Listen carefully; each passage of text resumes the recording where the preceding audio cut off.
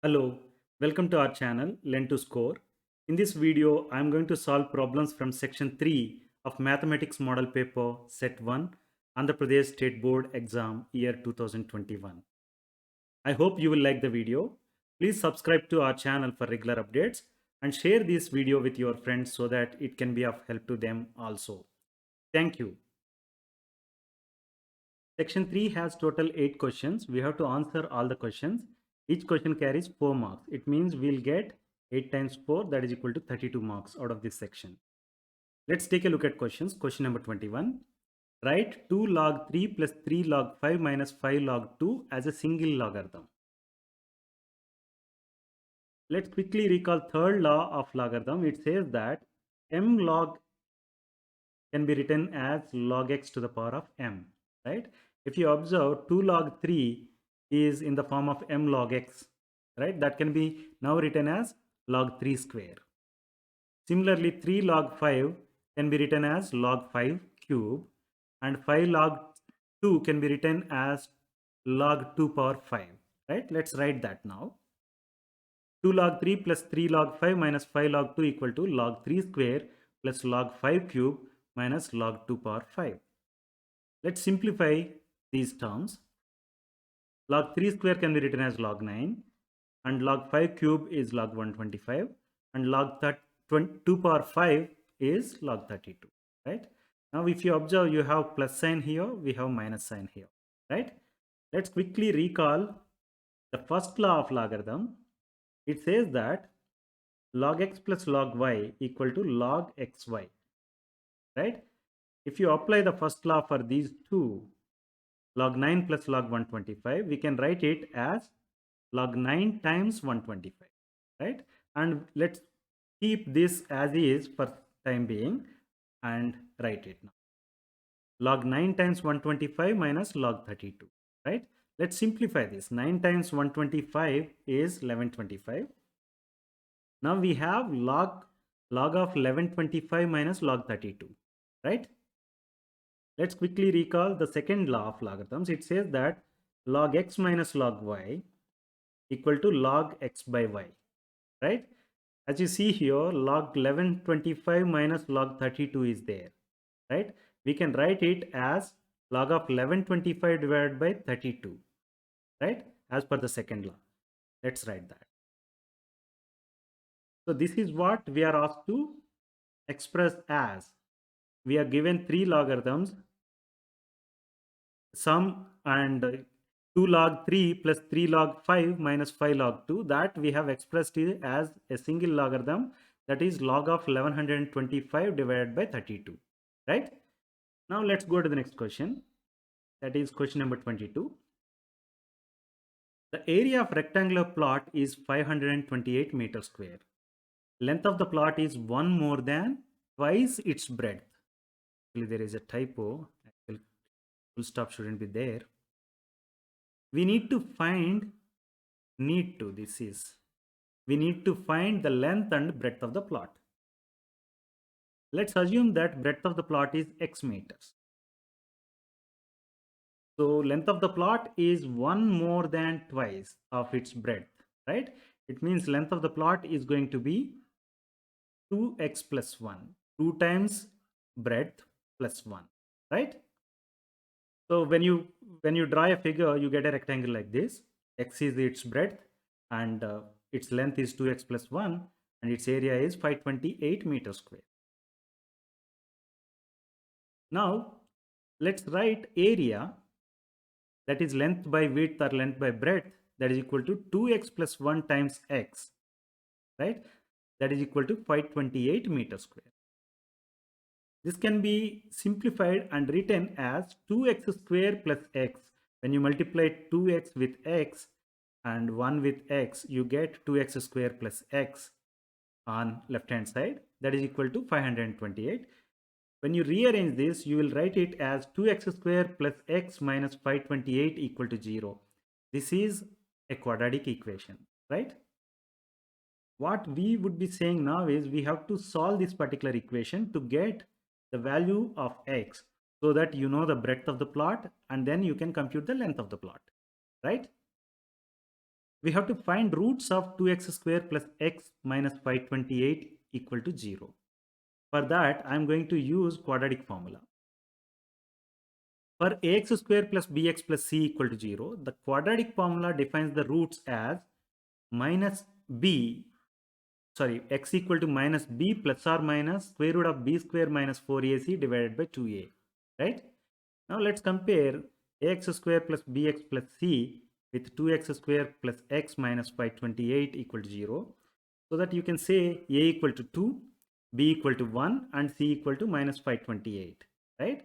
Let's substitute these values into quadratic formula such that you will get the value of x. When you substitute b equal to 1 and a equal to 2 and c equal to minus 528 and simplify it, you get the answer as minus 1 plus or minus square root of 4225 divided by 4, right? You further simplify it such that square root of 4225 is written as 65. So you have now answer minus 1 plus or minus 65 divided by 4. I can take plus 65 or minus 65, right? If I take minus 65, I'm going to get value of x a negative number, right? Minus 65 minus 1, that is going to be minus 66 divided by 4. That is why we are not going to take minus 65 into consideration, because your breadth cannot be a negative number. For that reason, let me take only plus 65. When I take plus 65, x is going to be 64 by 4, that is equal to 16, right? Let me write now, the breadth of the plot is 16 meters and length of the plot is going to be 2x plus 1, right? Means 2 times 16 plus 1. When you simplify it, it is 33 meters. So breadth of the plot is 16 meters and length of the plot is 33 meters. This is what we are asked to find.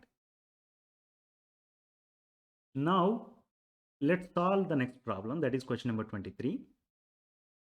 If A is a set containing elements 0, 2 and 4, then find A intersection phi, A intersection A and A union P and comment. It is given that A equal to a set containing elements 0, 2 and 4, right? We know that phi is a null set, right? Phi is the null set, means it has no elements. So if you see the number of elements of set phi, it is going to be 0, right? Now let's see what is intersection. Elements common to set A and B are denoted as A intersection B. That is what it is written here in mathematical form. A intersection B is the set containing elements common to set A and set B, right? Now we are asked to find A intersection phi, right? It means we have to find the elements which are common to A and phi, right? A and phi have no common elements because phi has no elements. That's why A and phi have no common elements. Hence we say that A intersection phi is a null set. Means it has no common elements or no elements, right? So one can say that A intersection phi is phi, right? Now let's go to A intersection A. We said that A intersection A is going to be the elements common to set A and set A, right? Means A intersection A is going to be the set containing the same elements as A, right? Hence I can say that A intersection A is A. Now let's go to the third part, that is A union phi. A union B is defined as the set containing all the elements of A and B, right? A union phi is going to be the set containing all the elements of A and phi, right? Phi has no elements. Hence, the set containing all the elements of A and phi is going to be 0, 2 and 4. Hence, I can say that A union phi is A. So when you are asked to comment, you say that A intersection phi is phi, A intersection A is A, and A union phi is A. Now let's go to the next question. That is question number 24. Find the quadratic polynomial if the zeros of it are 2 and minus 1 by 3 respectively. You're given two zeros of the quadratic polynomial and you are asked to find the quadratic polynomial. Let us consider a quadratic polynomial f of x equal to ax square plus bx plus c. We know based on the relation between coefficients and the zeros of quadratic polynomial, we can say that sum of zeros of a quadratic polynomial is negative of coefficient of x divided by coefficient of x square. For the case of ax square plus bx plus c, it can be written as minus b by a, right? And product of zeros is given as constant divided by coefficient of x square, right? Constant is c and coefficient of x square is a. So product of zeros is c by a, right? Now we know the values of zeros, 2 and minus 1 by 3, right? Now let's find the sum of those two zeros, that is equal to minus b by a, right? Let's write minus b by a equal to 2 plus minus 1 by 3. These two are the zeros, right? When you sum them, you get 6 minus 1 divided by 3, that is equal to 5 by 3. I can write it as minus b by a equal to 5 by 3.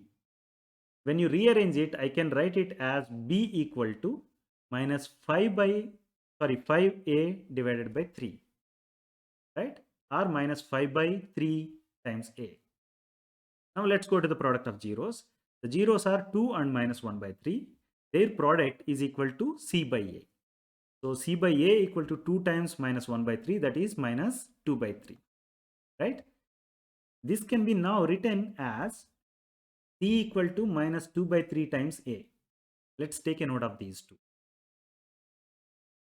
c is expressed as function of a and c is also expressed as function of a, right? Let's assume that a equal to 1. It means b is going to be minus 5 by 3, right? C is going to be minus 2 by 3. Let's substitute these values, a equal to 1, b equal to minus 5 by 3 and c equal to 2 by 3 into the given quadratic polynomial ax square plus bx plus c.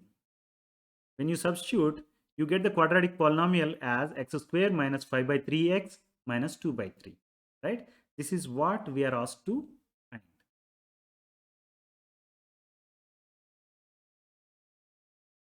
Let us see the next question, that is question number 25. Prove that the points A, that is minus 7 comma 3, B 5 comma 10, C 15 comma 8 and D 3 comma minus 5 taken in order are the vertices of a parallelogram. A parallelogram can be drawn like this. We know that opposite sides of a parallelogram are equal. That is one of the properties of the parallelogram. The other property of interest for us is the diagonals of parallelogram bisect each other. It means the midpoint of the diagonals is same, right? If we can prove that for the given geometry ABCD, if opposite sides of the given geometry are equal and the midpoints of diagonals are the same, then we can say that the given geometry is a parallelogram, right? That is the whole idea. Why we chose only these two properties? Because from the coordinate geometry chapter, you can find the distances to see whether opposite sides of the parallelogram are equal or not. And we know the midpoint formula, right? We can see the midpoint of the diagonals, whether they are same or not. That's why we chose these two properties. Otherwise, you have many more properties for this. At least 3-4 other properties will be there to identify whether given geometry is a parallelogram or not. So let's start with the distance between 2 points formula. That is, distance between x1 y1 and x2 y2 is given as square root of x2 minus x1 whole square plus y2 minus y1 whole square, right? Now let me find the distance between A and B, right? Distance between A, that is minus 7 comma 3, and B, that is 5 comma 10. When you substitute them for x1 y1 and x2 y2, this is x1 y1 and this is x2 y2, then you will get it as square root of 313. So AB is square root of 313, right? Now let's find the distance between the points D and C, because that is the opposite side to AB, right? The distance between D and C, D is 3 comma minus 5 and C is 15 comma 8. When you substitute 3 comma minus 5 for x1 y1 and 15 comma 8 for x2 y2 and simplify the equation, you get the distance as square root of 313, right? Hence I can say that these two sides DC or CD is equal to BC, right? Now let's find the distance between A and D, this one. So A is minus 7 comma 3, minus 7 comma minus 3, and D is 3 comma minus 5, right? When you substitute that into the distance formula and simplify it, you get the distance as square root of 104. Let me write that, square root of 104. Now find the distance between B and C, because that is the opposite side, right? The distance between B 5 comma 10 and C 15 comma 8 is also equal to square root of 104. Hence I can say that the opposite sides of the given geometry are equal, right? Let's write that. Opposite sides of the given geometry that are equal, it means AB equal to CD and AD equal to BC. Let's take a note of that. And now see whether the midpoint of the diagonals is same or not. We know midpoint xy is defined as x1 plus x2 divided by 2 comma y1 plus y2 divided by 2, right? Now let's find the midpoint of AC. AC is one of the diagonals, right? A is minus 7 comma minus 3 and C is 15 comma 8. When you substitute those for x1 y1 and x2 y2 into this equation and simplify, you get it as 4 comma 2.5. The midpoint of AC is 4 comma 2.5. That is here, let's say, right? Now let's see the midpoint of DB or BD. B is 5 comma 10. Sorry, this is D is 3 comma minus 5. When you substitute those two into the midpoint formula and simplify, you get the answer as 4 comma 2.5. It means the midpoint of one diagonal AC is exactly equal to the midpoint of other diagonal, that is BD, right? The midpoint O is 4 comma 2.5. The midpoint is the same. We also said that opposite sides of given geometry are of equal length, right? Hence we can say that ABCD given is a parallelogram. In other words, the vertices given are the points given A, B, C and D are the vertices of the parallelogram. Please note that. Now let's go to the next question. Question number 26. Find the mode of the given data. Family size is given and number of families is given. As you see here, this particular data, the number of families is the frequency in this particular table. 8 is the bigger number, right? Or the biggest number. Frequency of family size 3 to 5 is 8, which is a bigger number. It means this particular family has frequently occurred, right? Hence we say that this particular class 3 to 5 is the model class, right? It means mode is going to lie in the model class. Means mode is going to be in between 3 to 5. Now we have to find what is the mode. We know the formula for mode, right? In this paper itself, it is given mode equal to L plus f1 minus f0 divided by 2 times f1 minus f0 minus f2 times h, where L is the lower boundary of the model class. For this particular case, the lower boundary is 3 because the model class is 3 to 5, right? H is size of the model class, that is 5 minus 3 equal to 2. F1 is the frequency of model class, that is known, that is 8. F0 is the frequency of class preceding the model class. Class preceding the model class is 1 to 3 class and its frequency is 7. F2 is the frequency of class succeeding the model class. The class succeeding the model class is 5 to 7 class. Its frequency is 2. Let's substitute all these values into the formula given and simplify such that you get mode as 3.26.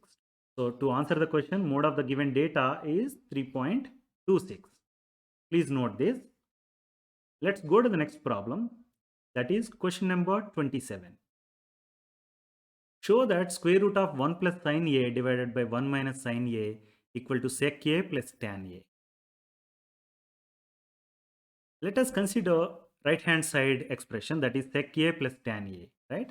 We know sec a can be written as 1 by cos a and tan a can be written as sin a by cos a, right? If I take cos a as LCM and simplify the expression, I'll get it as 1 plus sin a divided by cos a, right? Now RHS is 1 plus sin a divided by cos a. Let's stop here and go to LHS. LHS is given, that is equal to square root of 1 plus sin a divided by 1 minus sin a, right? I can write it as square root of 1 plus sin a divided by square root of 1 minus sin a, right? If you observe the numerators of RHS, that is 1 plus sin a, and numerator of LHS, that is square root of 1 plus sin a. The only difference is square root extra is here on LHS side, right? We want to get rid of that. How do you do that? If I multiply the whole of the LHS, both numerator and denominator, with 1 square root of 1 plus sin a, then we are going to simplify this such that numerators of both RHS and LHS are going to be equal, right? So let's multiply both numerator and denominator with square root of 1 plus sin a. When you do that, this can be written as, because you have square root of 1 plus sin a times square root of 1 plus sin a, I can write it as square root of 1 plus sin a whole square, right? If you take a look at the denominator, I have square root of 1 minus sin a and times square root of 1 plus sin a, right? We can take the whole thing into the root such that it becomes square root of 1 minus sin a times 1 plus sin a, right? That can be written as square root of 1 minus sin square a, right? Now I can drop this square root and this square, right? When I drop it, I'll get the numerator as 1 plus sin a, and we know that 1 minus sin square a is equal to cos square a. So that's why I have written denominator as square root of cos square a. Now I can cancel this square root and this 2 power 2, right? So that I can write it as 1 plus sin a divided by cos a. Now you observe this. We started with LH, that is square root of 1 plus sin a divided by 1 minus sin a, and simplified it such that we got 1 plus sin a divided by cos a, right? That is what the term we got for the RHS also. Now I can say that LHS is equal to RHS, that is 1 plus sin a divided by cos a, right? It means I can say that sec a plus tan a equal to square root of 1 plus sin a divided by 1 minus sin a, right? This is what we are asked to show. Let's go to the next question. This is the last question of this particular section. A die is thrown once. Find the probability of getting a prime number, a number lying in between lying between 2 and 6, an odd number, and multiple of 3, right? The experiment here is throwing the dice once. The possible outcomes are you may get 1, 2, 3, 4, 5, or 6, right? So the sample space is going to have elements 1, 2, 3, 4, 5, and 6, right? So all possible outcomes are this. So number of all possible outcomes is 6. Now let's take the first part of the question, that is a prime number, or probability of getting a prime number. So event E is getting a prime number. So as you see here, what are the prime numbers? 2 is prime number, 3 is prime number, and 5 is prime number, right? Remaining all are not prime numbers. Hence, the sample space, event space is going to have the elements 2, 3, and 5. The number of elements in this space is 3. That's why the number of favorable outcomes is 3. We know that probability of event E is defined as number of outcomes favorable to event E divided by number of all possible outcomes of the experiment, right? So favorable outcomes is 3 divided by all possible outcomes, that is 6. So answer is 1 by 2. So let me write that. Probability of getting a prime number is 1 by 2. Now let's go to the second part, that is a number lying between 2 and 6. Event E here is getting a number lying between 2 and 6. The numbers lying between 2 and 6 are 3, 4, and 5. So the number of favorable outcomes here is 3, right? So let's find the probability now. It is going to be 3 by 6, that is equal to 1 by 2. 3 is number of favorable outcomes and 6 is number of all possible outcomes. So to answer the question, probability of getting a number lying between 2 and 6 is half. Let's go to the third part, that is an odd number. Probability of getting an odd number. As you see here,